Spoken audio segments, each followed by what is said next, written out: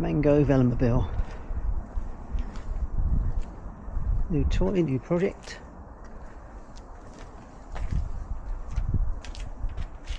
First thing to sort is the drivetrain. Lift the steerer up out of the way. Over here, interesting drive actually. So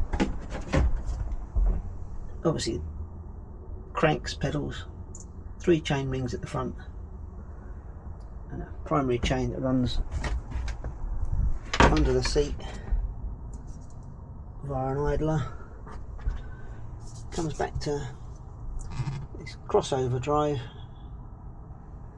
mid drive, and it's a dual drive unit. So there's an 8-speed cassette and a 3-speed hub, and then that is a chain, secondary chain that goes from there and drives the left side of the rear wheel. Now what's happened here is, unfortunately, the previous owner had that drive, that crossover drive, mid drive, dropped out when he was going up a hill, and he's tried to put it back in, and it looks like, I don't know if you can see, there's a little tab washer there that should be outside of this bracket. It's currently inside.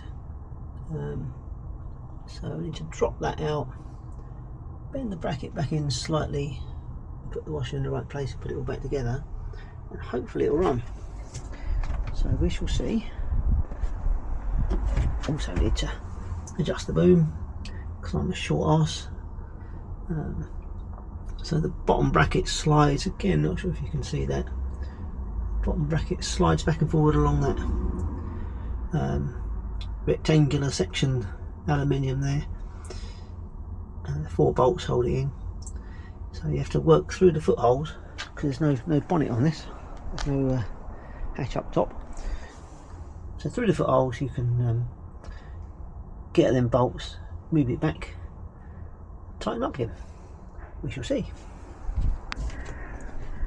So first things first, to get at the bolt the other side of there, we need to take this off. That's the controller for the 3-speed hub.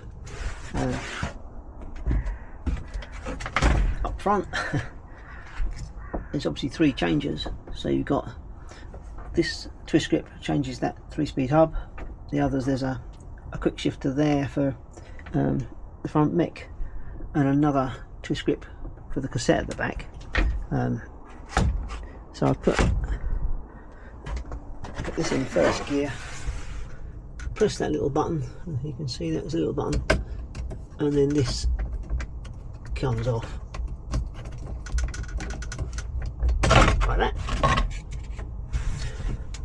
and then we can get at that nut. So we just got to undo the nuts both sides, and then hopefully we'll be able to drop that out.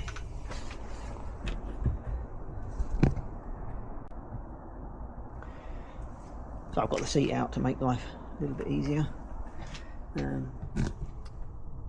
That's sort of dropped out easy. It turns out this side there's another tab washer. I don't know if you can see that, but there's actually a nut and bolt holding that.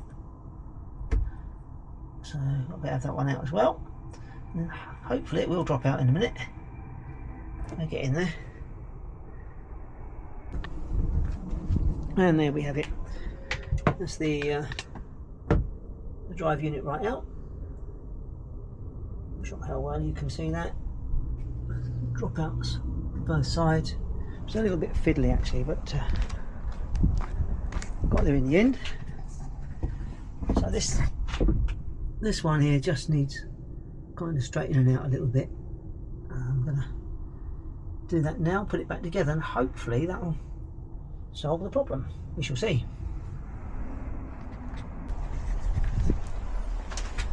So there's the drive unit out. Obviously you've got the 8-speed cassette that side, and the crossover side, which is that single rocket.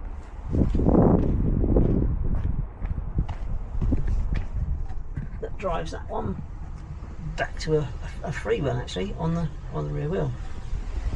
At the moment this thing's lock solid, so I need to sort of have a play and adjust it, those nuts there and there, because it doesn't turn.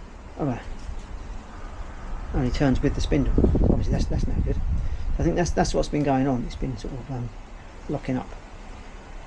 But we'll have a little play, see what we can do.